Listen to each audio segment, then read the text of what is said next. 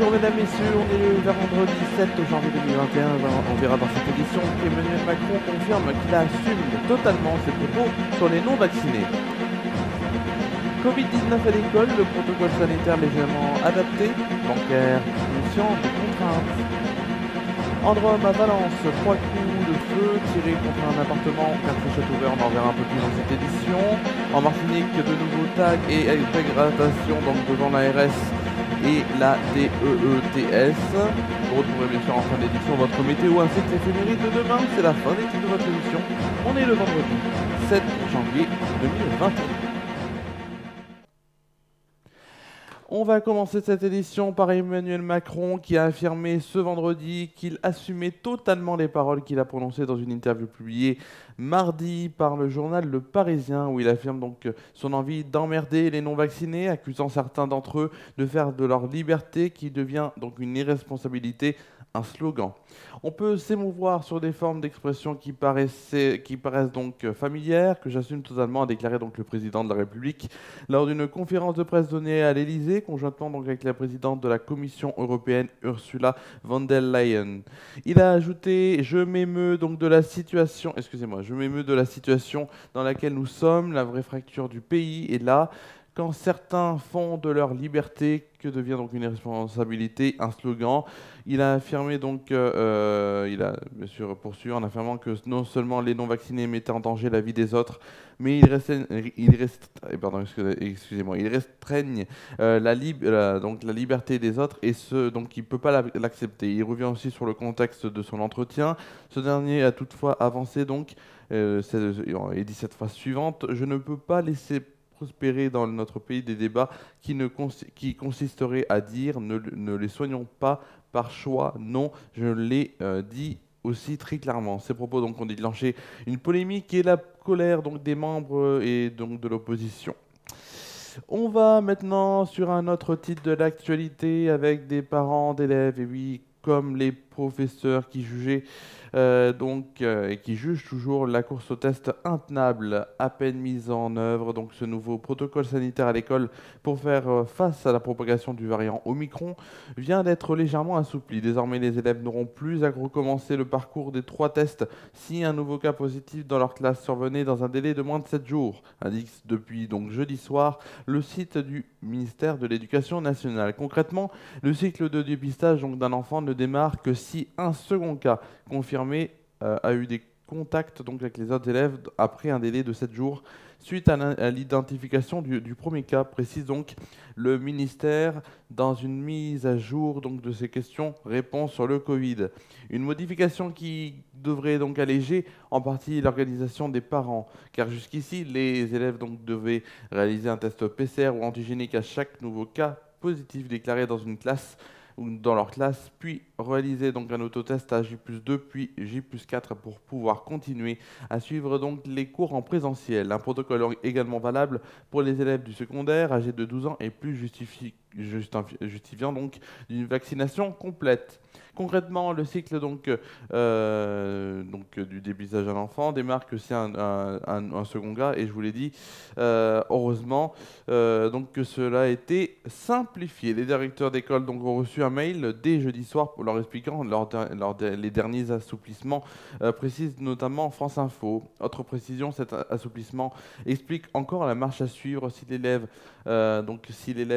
est en cas contact d'un cas confirmé au sein de sa famille. Dans ce cas, une quarantaine de 7 jours à compter de la survenue du cas doit être respectée, et un test antigénique ou PCR doit être réalisé à la fin de cette quarantaine, sauf si l'élève donc à moins de 12 ans ou qu'il bénéficie d'un schéma vaccinal complet.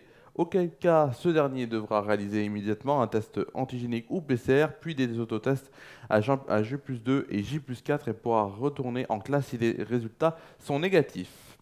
On va maintenant en Drôme où hier matin, jeudi 6 janvier, vers 5h30 précisément, 3 coups de feu ont été tirés contre la façade d'un appartement situé quartier Châteauvert à Valence.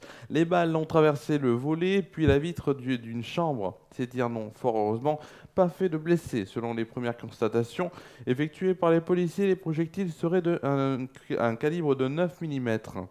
Une enquête est en cours pour déterminer les circonstances de ces coups de feu. Les investigations sont menées par les policiers du groupe de violence aux personnes de la sûreté départementale. On va maintenant traverser l'océan Atlantique, le point Martinique, où des tags injurieux, des poubelles et autres branchages de palettes en travers de l'entrée. Et oui, c'est donc la nuit dernière, aux environs donc, de 4 heures du matin, que de nouvelles dégradations ont été commises devant donc, les sièges de l'Agence régionale de santé, l'ARS, et la direction de l'économie, de l'emploi, du travail et des solidarités à Fort-de-France. Des inscriptions comme pas de suspension, non au pass ou ne touchez pas à nos enfants pour les plus soft ont été constatées donc sur place. Les policiers sont intervenus dans la matinée donc, et ont procédé aux constatations. Plus personne donc n'était sur place. Une enquête sera encore là ouverte. Et elle fait suite donc à de nombreuses incivilités et actes de vandalisme commis donc devant l'ARS déjà, mais aussi devant la CACEM, la CACEM, oui, il y a quelques jours. Dans le cadre de l'obligation vaccinale, c'est l'ARS, donc l'Agence régionale de santé, qui a envoyé donc, des courriers de mise en demeure au personnel des structures publiques pour leur demander de se mettre en règle. La DEETS a, pour sa part, envoyé des courriers aux salariés du privé également concernés par l'obligation vaccinale entrée en application en théorie depuis le 31 décembre à la Martinique. Petit point foot maintenant pour vous dire qu'il y aura un match ce soir, le match entre Bordeaux et Marseille qui se jouera au stade de Matmut Atlantique. Allez, tout de suite on va passer à la rubrique que vous adorez, c'est tout de suite la météo.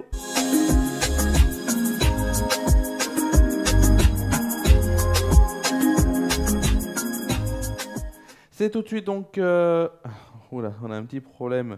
Et on a un petit problème de générique, j'ai l'impression, puisque le générique est très très grand. Bon, c'est un petit problème qu'on a aujourd'hui, un problème technique, mais ne vous inquiétez pas, ce n'est rien. Tout de suite donc, c'est la météo avec demain matin. Surtournons au programme un ciel très nuageux qui sera présent donc avec une température de 2 degrés de moyenne. Demain après-midi, des éclaircies seront en notre compagnie pour une température de 7 degrés de moyenne et de 9 degrés au meilleur de la journée.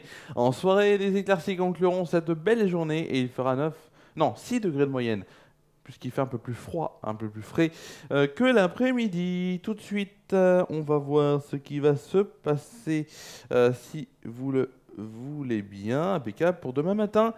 Demain matin, le temps est souvent donc très nuageux avec des pluies éparses se renforçant donc au nord-ouest avec un vent d'ouest soutenu. Les températures sont encore proches du gel sur les régions de l'est, mais en redoux à l'ouest. Côté température, il fera 1 degré, un tout petit degré à Lille et Strasbourg, 2 degrés à Troyes, Dijon, Lyon et Montélimar, 3 degrés à Rouen, Paris et Aurillac, 9 degrés à Cherbourg, Nantes, Bordeaux et Biarritz. Il fera aussi 6 degrés à Limoges, Marseille et Nice. Pour le plus froid, il fera moins 1 degré. Moins 1 degré, ce sera à Charleville-Mézières et pour le plus chaud, ce sera à Brest. Et oui, à Brest, à La Rochelle et à Perpignan, où il fera 10 degrés. Pour l'après-midi, donc, des fortes pluies accompagnées de rafales de vent entre 80 et 100 km/h s'étendent au tiers nord-ouest du pays. C'est du très mauvais temps qui règne sur la moitié nord. À l'opposé, un petit quart sud-est conserve encore des éclaircies, surtout autour de la Méditerranée. Côté température, il fera 9 degrés à Rouen, Paris, Orléans et Bourges. 11 degrés à Brest, Nantes, aussi à La Rochelle, Marseille, Nice et Ajaccio. 7 degrés à Lille et 12 degrés à Bordeaux, Biarritz et Montpellier. Pour le plus froid, ce sera à Charleville-Mézières où il fera Dijon aussi où il fera 4 degrés et pour le plus chaud, ce sera à Perpignan où il fera une température de 13 degrés. Alors tout de suite, on va voir bien sûr la fête qu'on souhaitera demain aux personnes et ce sera demain la Saint-Lucien, Lucienne aussi ou encore les Gurvans et les Peggy. Le soleil se lèvera à 8h42 et se couchera à 17h12. On perdra ainsi 1 minute de soleil. On y perdra 1 minute de soleil, j'espère qu'on va les retrouver. C'est un peu la blague qu'on fait tout le temps. Voilà, voilà.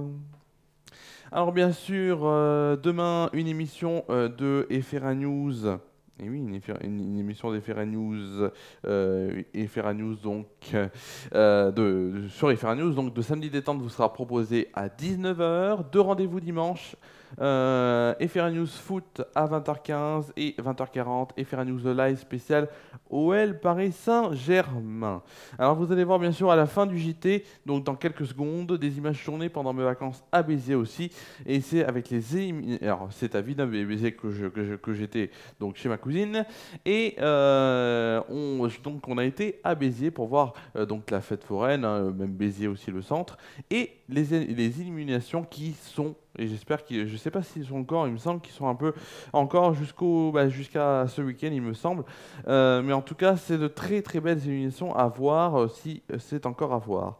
Voilà, et ben c'est déjà la fin. C'est la fin de cette édition.